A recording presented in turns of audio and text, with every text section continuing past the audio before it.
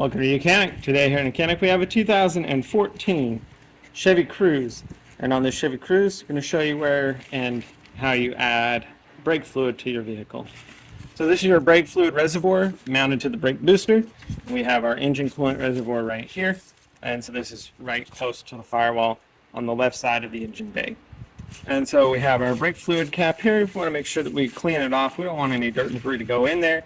And this also tells us to add some .3 fluid if we need to add it. This is also a fairly closed system, and so we have our min and our max. If our brakes are wearing and they wear down to the min, that's about as much as they should wear down to.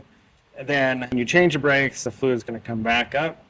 But you know, we have our lines here, and you can see that this plastic is a little bit tough to see through. So if you can put a light to the side, just a flashlight, you'll have a better idea to see where your level is. Now, if you need to add fluid for whatever reason, you'll just be able to spin this top off after you've cleaned it,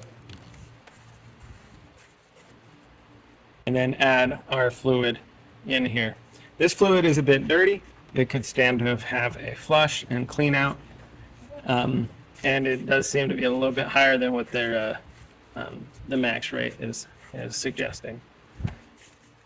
But that's where you would add your brake fluid.